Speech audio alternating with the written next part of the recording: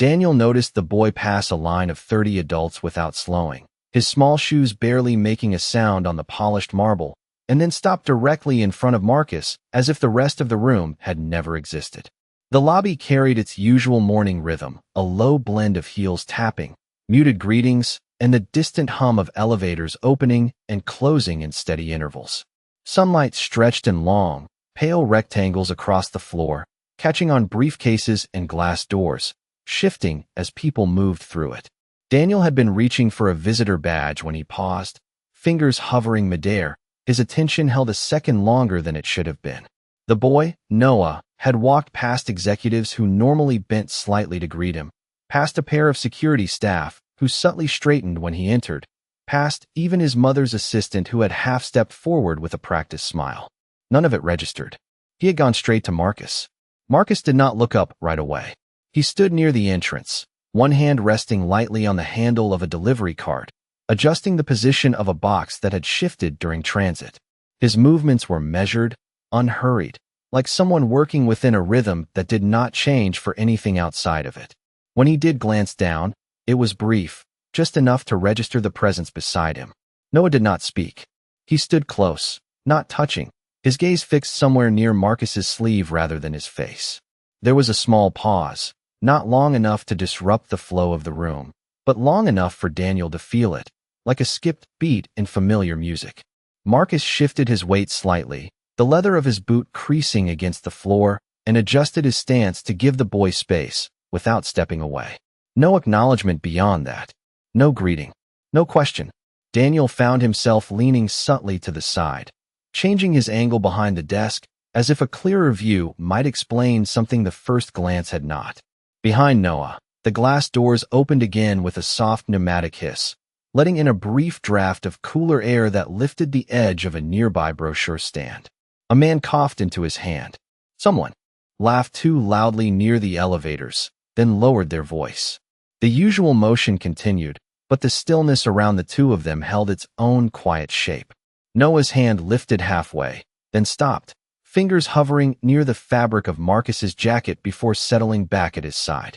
Marcus, meanwhile, reached into his pocket, not looking at the boy, and pulled out a small folded receipt, smoothing it absent-mindedly against his palm before tucking it away again.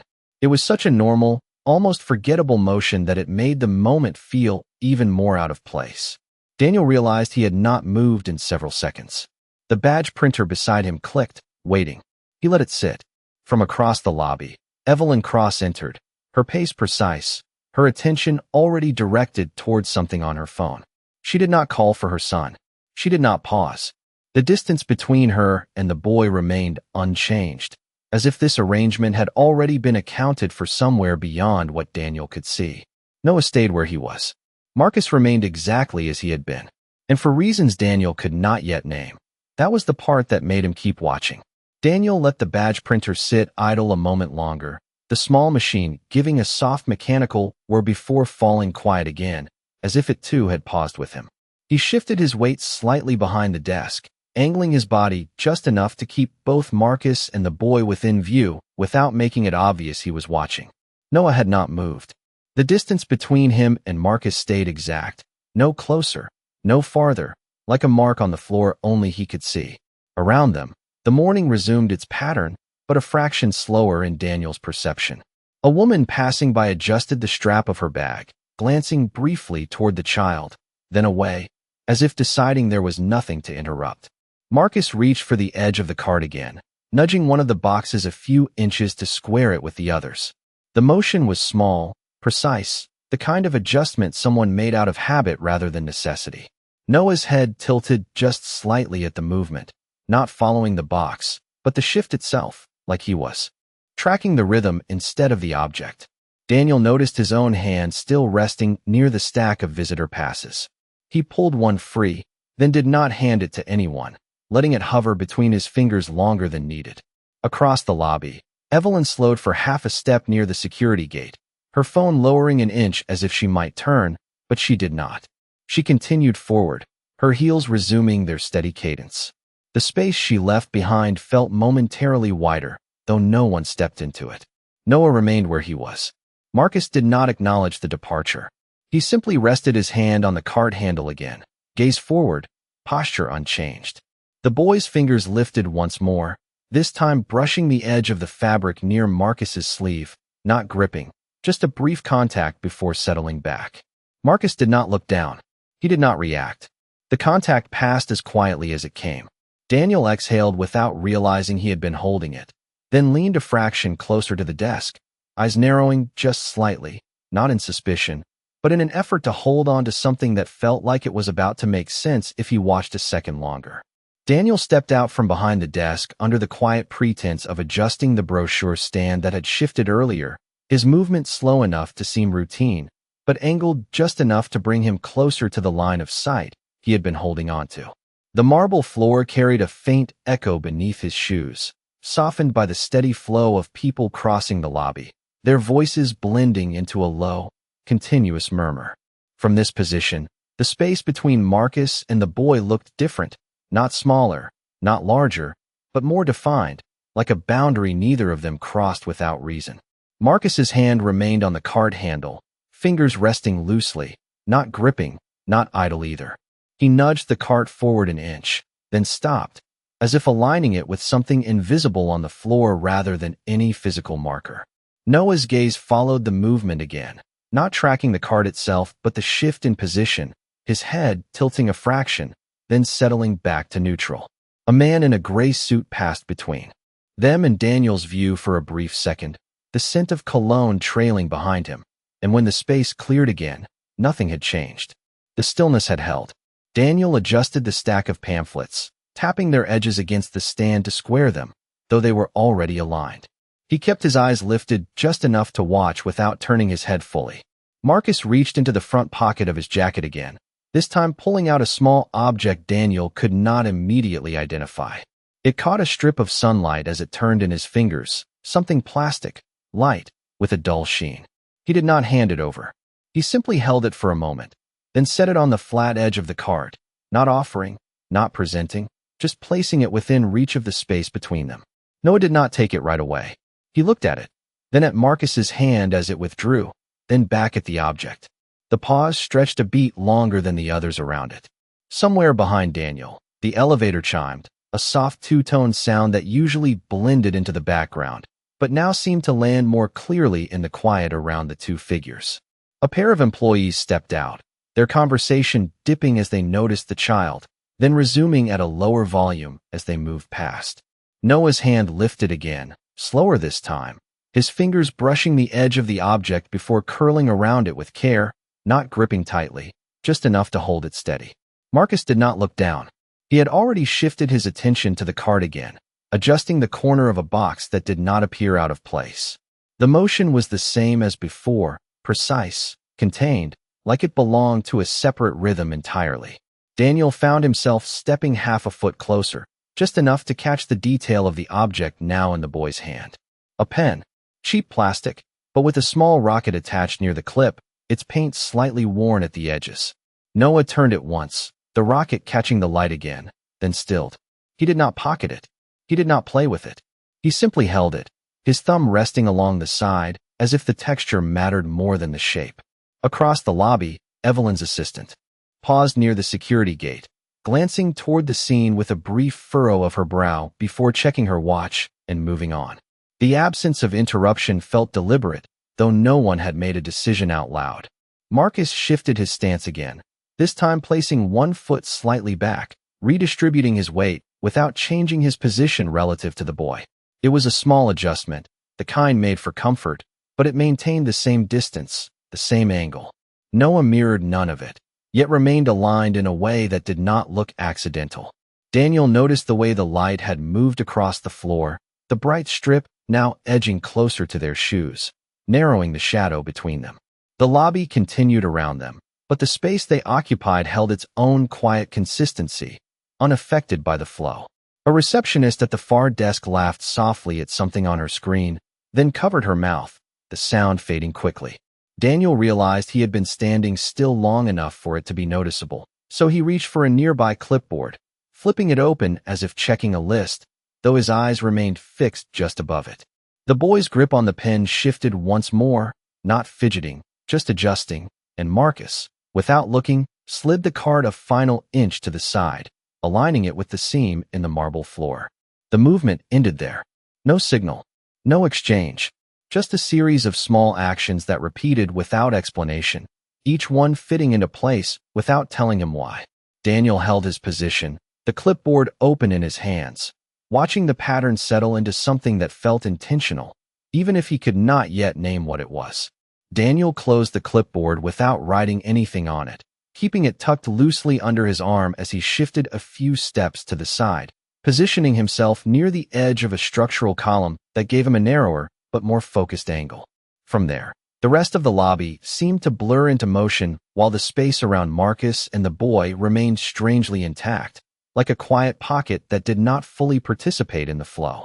A rolling suitcase passed behind Noah, its wheels clicking in a steady rhythm across the seams in the marble, but the boy did not turn. He stayed aligned with Marcus, the pen still held in his hand, the small rocket now angled slightly upward as if it had been rotated with intention. Marcus adjusted the collar of his jacket with 2 fingers, a brief, practical motion, then let his hand drop back to the cart. He did not look at the boy. He did not look away either. His gaze rested somewhere forward, neutral, unchanged. Daniel noticed the timing of it. Each movement Marcus made happened without overlap, one action finishing completely before the next began, leaving small, clean gaps in between. Noah's attention seemed to sit inside those gaps. A man approached the front desk, clearing his throat softly to get Daniel's attention, but Daniel raised a single finger without turning, a quiet signal to wait. The man hesitated, then stepped back half a pace, glancing toward the same direction Daniel had been watching before checking his phone. The delay stretched just long enough to feel slightly off. Across the lobby, a security guard rotated his stance near the metal detectors, scanning the room out of habit, his gaze passing over Marcus and the boy without pause. Nothing in their posture triggered intervention. And yet, Daniel found himself watching more closely, not less. Noah shifted his weight from one foot to the other, a small adjustment that brought him a fraction closer, though the distance still held its invisible line. His fingers tightened around the pen for a second, then relaxed, the plastic clicking faintly against his palm. The sound was subtle, almost lost beneath the ambient noise, but Daniel caught it because he was already listening. Marcus reached down and straightened the corner of the card again, though it had not moved. This time, instead of stopping immediately, he let his hand rest there for a beat longer than before, palm flat against the metal surface. Noah's head lifted slightly at that pause, not looking at Marcus directly, but orienting toward the stillness of his hand. Then Marcus lifted his hand away, and the moment closed as cleanly as it had opened. Daniel stepped another half step to the side, pretending to adjust the position of a floor sign that warned about a recently cleaned area, though the surface beneath it had already dried. The sign scraped softly as he moved it an inch, the sound drawing a brief glance from a woman walking by, then fading back into the background. From this new angle, Daniel could see the reflection of both figures faintly in the glass doors behind them. The reflection showed something the direct view did not. The way Noah's shoulders remained slightly raised, not tense, but not fully relaxed either, as if he was holding himself within a certain boundary. Marcus's posture, by contrast, stayed grounded, his weight evenly distributed, his presence steady in a way that did not shift with the movement around him. The contrast did not resolve into anything Daniel could name, but it stayed with him. A few feet away, a delivery driver signed a clipboard with quick, practiced strokes, the pen scratching against paper in a rhythm that felt louder than usual. Marcus glanced briefly toward the movement, not at the driver, but at the motion of the pen itself, then returned his gaze forward. Noah did not follow that glance. He remained fixed within his own narrow field, the pen in his hand now held closer to his chest. The repetition of these small differences began to stack. The boy always approached the same way. He always stopped at the same distance. He always reached, but never fully held on.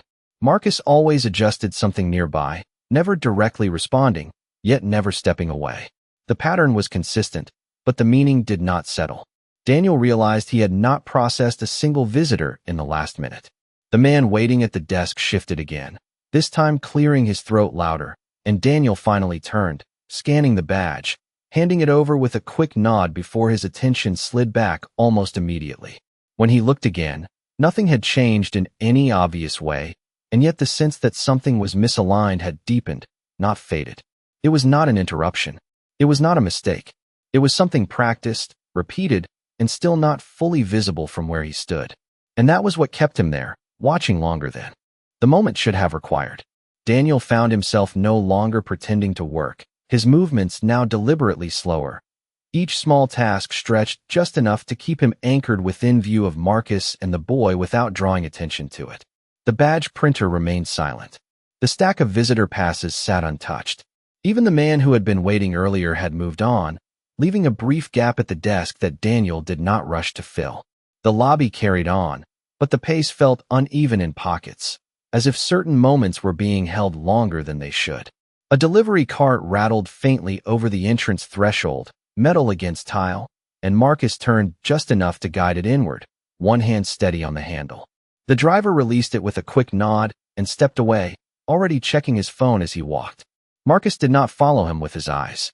He repositioned the cart in the same measured increments Daniel had been watching, aligning its wheels with the faint seam in the floor, the movement small but exact. Noah had not left. He had shifted slightly to the side to make room for the cart, but once Marcus stopped moving, he returned to the same invisible point, the same distance, the same angle. The pen remained in his hand, though now it rested against his palm rather than between his fingers. Daniel noticed the way the boy adjusted it, not fidgeting, but rotating it once every few seconds, the small rocket turning and stopping, as if following a quiet count. A woman near the elevators lowered her voice mid-sentence, her attention drifting toward the scene before she caught herself and resumed speaking, softer this time. The subtle change in volume spread outward, not enough to silence the lobby, but enough to thin it.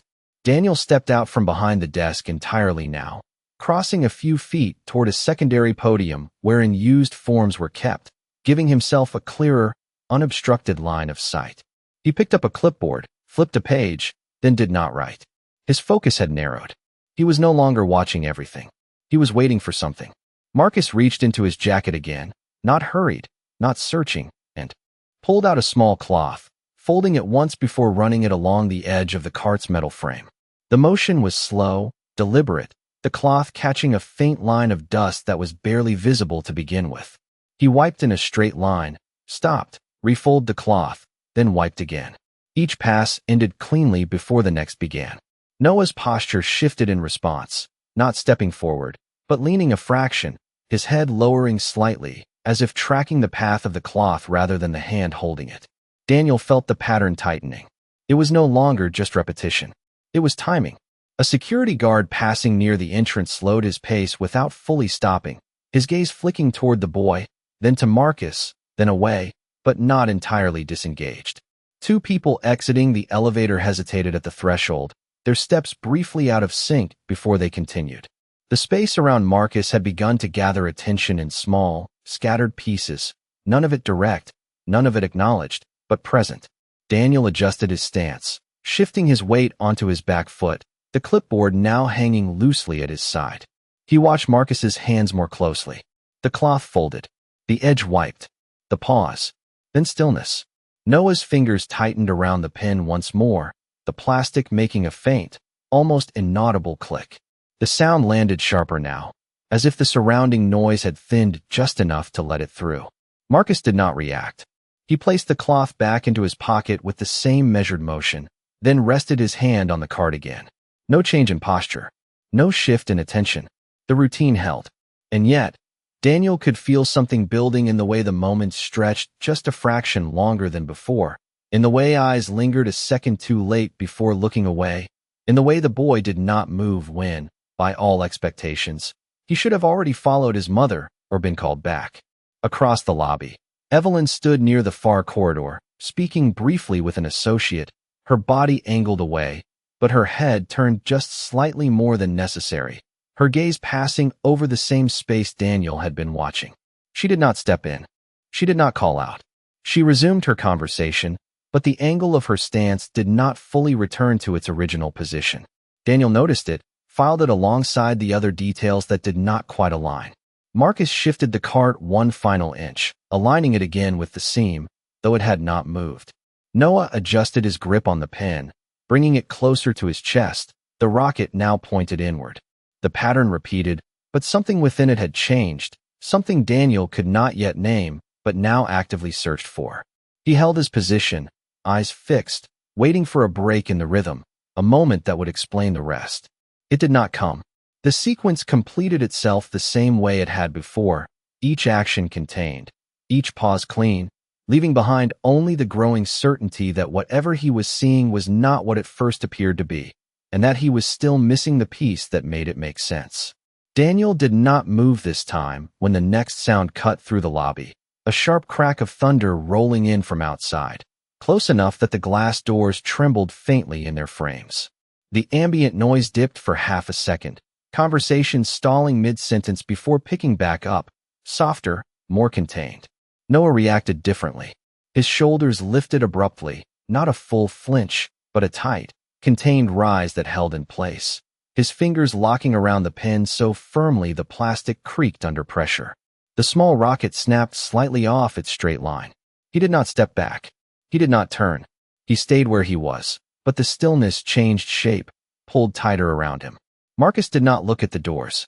He did not look at the ceiling. For a brief second, his hand rested flat against the cart, the same way it had before, but this time the pause held a fraction longer, just enough to register.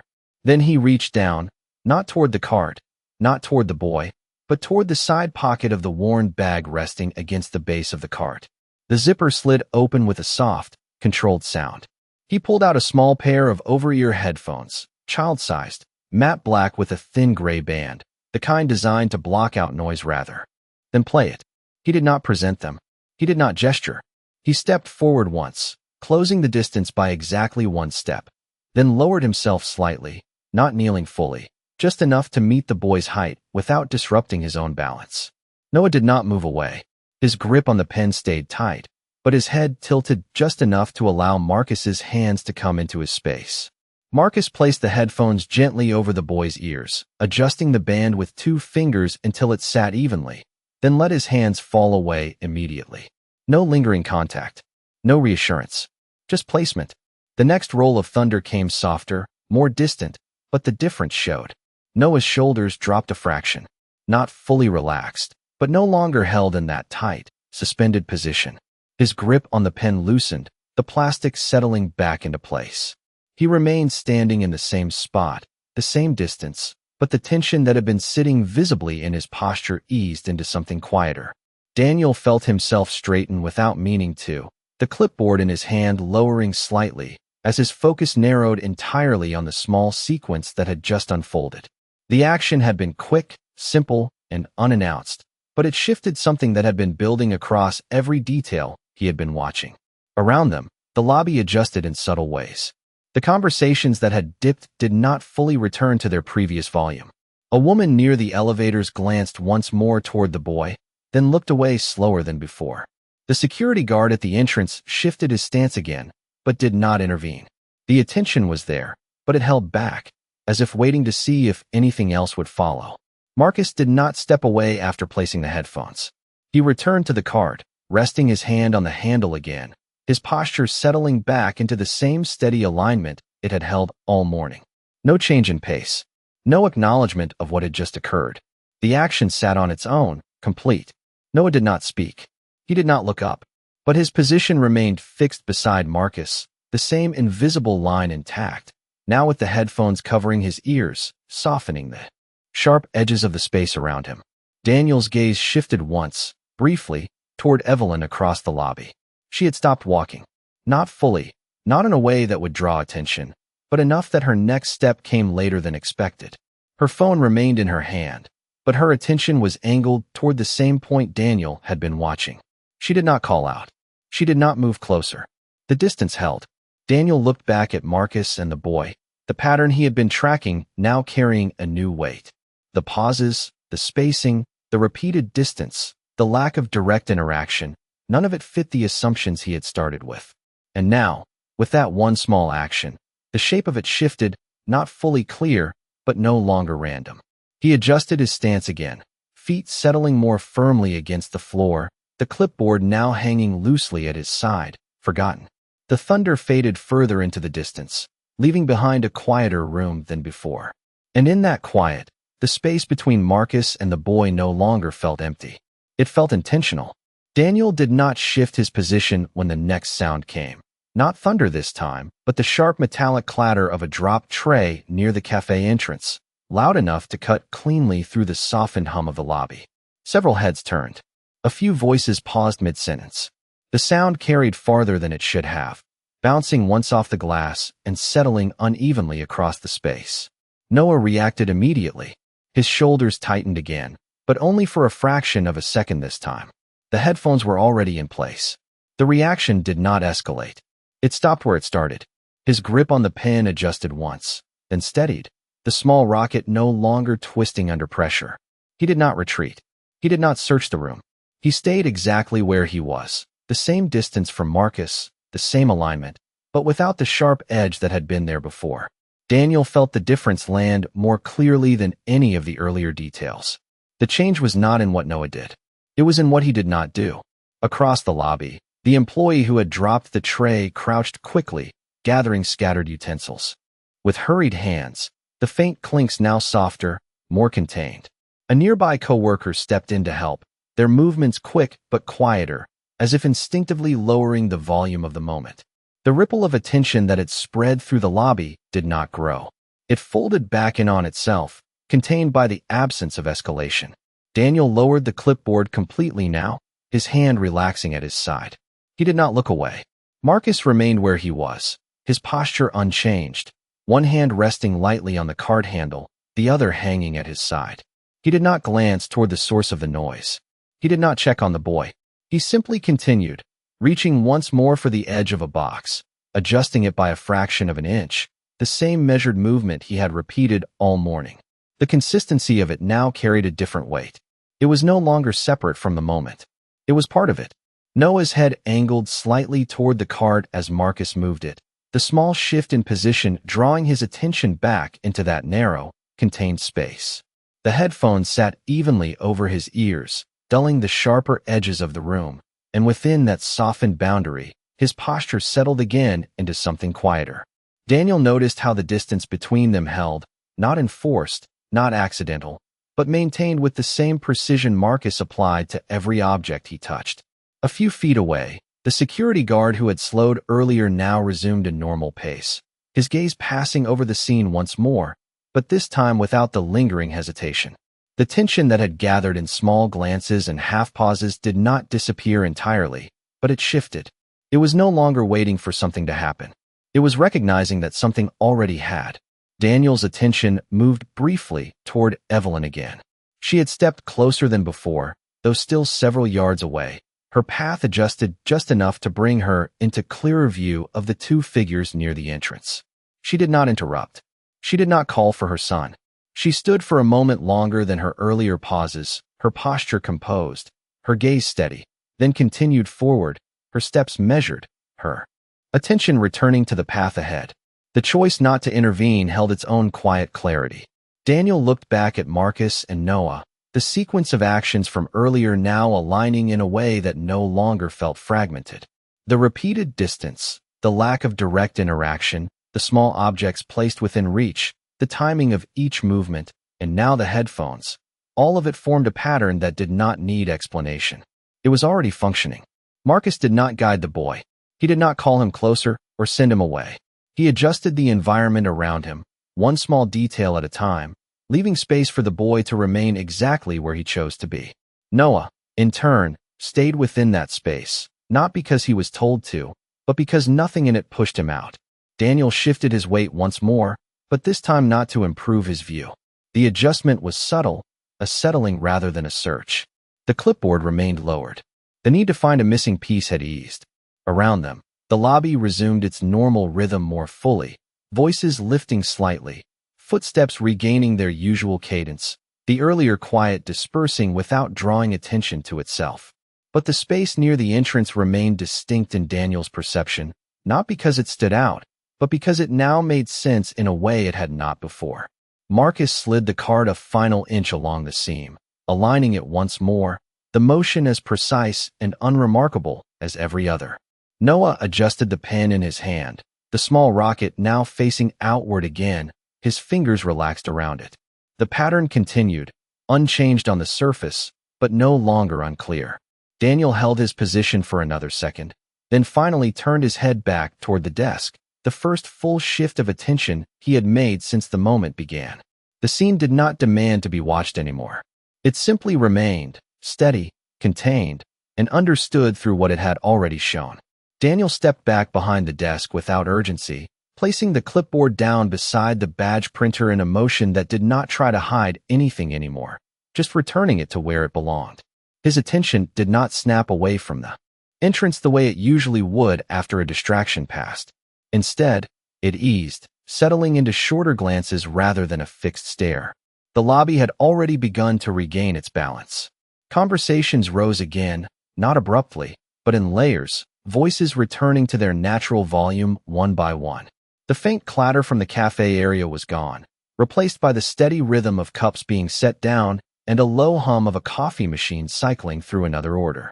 Near the entrance, nothing had changed in any visible way. Marcus still stood with one hand resting on the cart, the other relaxed at his side. The boxes were aligned, the seams matched, the small adjustments complete. Noah remained beside him, headphones in place, the pen now held loosely between his fingers. The small rocket pointed outward again, catching a thin strip of light as it moved once, then stilled. Daniel noticed he was no longer measuring the distance between them. He saw it, but he did not track it the way he had before. The line they held did not feel like a question anymore. A man approached the desk, placing his phone down with a soft tap, asking for directions to a conference room on the 10th floor. Daniel answered without looking down at the map, his voice even, his gestures brief, pointing toward the elevators and indicating the hallway beyond. His eyes returned once, briefly, to the entrance while the man nodded and walked away, the exchange completed without delay. The act of working no longer pulled him away from the scene. It simply existed alongside it. Across the lobby, a pair of employees crossed paths near the security gate, one pausing to adjust a sleeve, the other shifting a bag higher on their shoulder. Their movement flowed through the space without interruption. The earlier pauses, the slight hesitations, had faded into the background. Marcus reached for the cart again, not to adjust anything this time, but to guide it forward a few inches, rolling it along the seam with a soft, controlled push. The wheels moved quietly, stopping exactly where the next line in the floor met. Noah shifted half a step to stay aligned, the motion small and unforced, as if he had already accounted for it before it happened. Daniel watched the movement once, then let his gaze drift away sooner than before, not because it was less important, but because it no longer demanded explanation. He picked up a badge, slid it into its holder, and set it neatly at the edge of the desk, aligning it with the corner out of habit. The action mirrored the small adjustments he had been watching all morning, though he did not pause on the thought. Near the far corridor, Evelyn passed through the space again, her pace steady, her posture unchanged. She did not stop this time. As she crossed the line of sight, her gaze flicked once toward the entrance, brief and contained, then continued forward without breaking stride. The moment passed without drawing attention, but it settled into the same pattern Daniel had begun to recognize, one that did not require acknowledgement to be present. The lobby lights shifted slightly as a cloud moved outside, softening the brightness across the floor for a moment before returning to its earlier clarity. The reflection in the glass doors adjusted with it, briefly dimming the outlines of Marcus and Noah before sharpening again.